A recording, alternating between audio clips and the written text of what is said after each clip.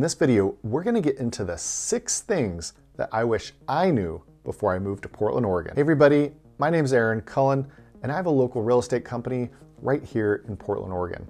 If you guys are looking to make a move and relocate to this amazing city, go ahead and give me a call, shoot me a text, send me an email. My information's right down there in the description area. I love helping people just like you make that transition to Portland. So whether it's next week or next year, go ahead and reach out. Let's have some fun with this list. And number 1, if you don't enjoy long summer days with bright blue skies, warm, sunny feeling right on your face, and it's only gonna rain a couple of times during the whole summer, well, then Portland's probably not the place for you. Because let me tell you what, if you do enjoy blue skies, not much rain, warm, and I'd say like warm, but like 75, low 80s. If that sounds good to you, then Portland's definitely the place for you. Now, I wish I would have known just literally how good the summers are here, because I probably would have moved here sooner than I had. Because let me tell you what, I mean, I've lived in England, I've lived all over the country, and the summers here in Portland and the Pacific Northwest are by far some of the best ever. Southern California, San Diego, those summers are great too. Don't get me wrong, especially if you're doing the whole beach scene. But when you bring in that whole cost of living and all those other elements and traffic, that kind of compete in there. Plus, it can get really hot in a lot of parts of Southern California. So you don't have to deal with any of that stuff here in the PNW. And if you have little kids, one of the problems you're gonna run into, which I wasn't expecting at all, because we're up higher in the country, we get longer summer days. It doesn't get dark until like 9 o'clock at night. Well, my kids' bedtime is like 7:30.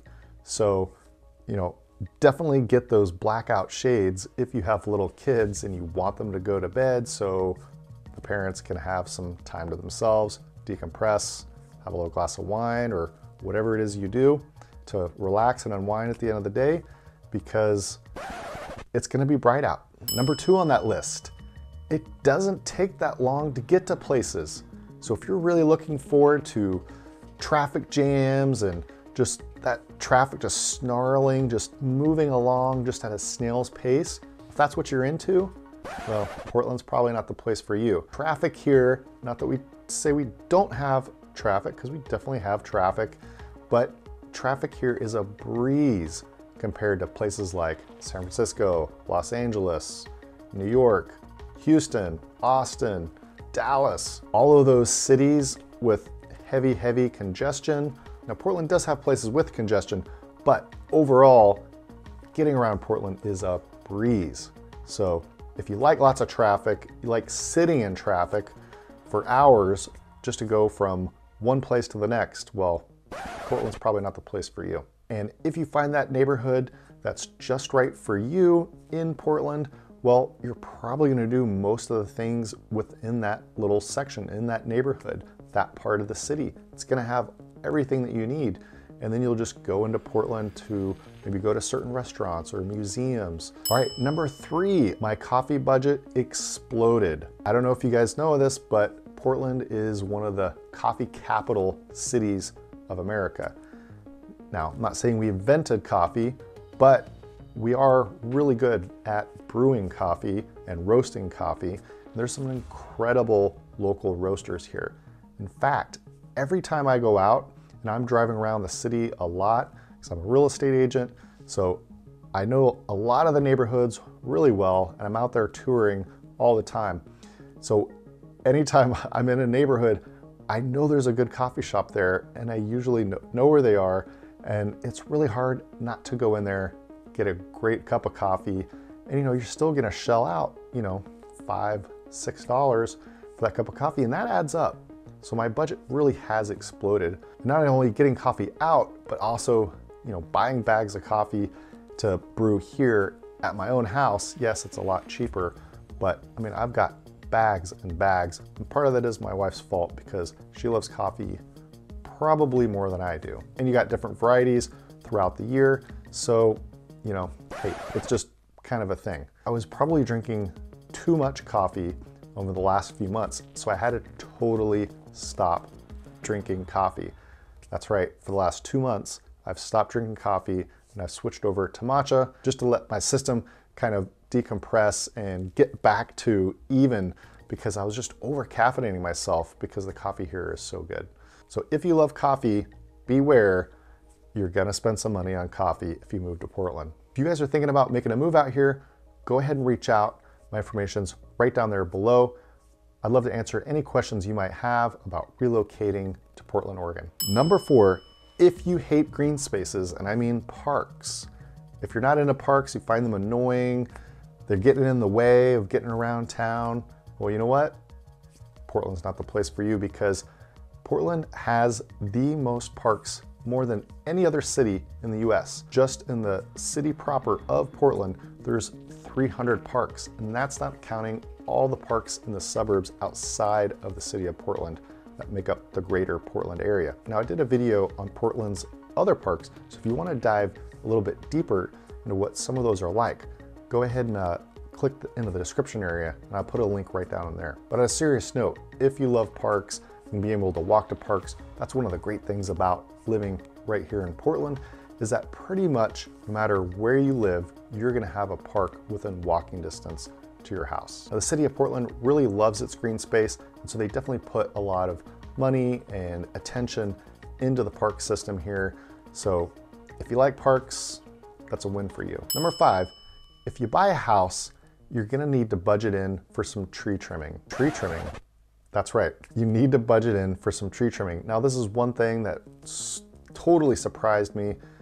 Now, I do have a lot of trees, you know, in my yard, and a lot of the homes in and around Portland do have trees, and not small trees, but big evergreen trees. Now, you're gonna wanna definitely set aside a little bit of money depending on how many trees you have and how big they are for tree trimming. I never had to deal with this when I lived in Southern California, because yeah, we had trees, but not like this. All that rain that we get, you know, throughout the fall, the winter, and the spring, well, it provides us with a lot of plants, a lot of trees, and big trees. And you're not gonna really be able to prune most of those trees yourself.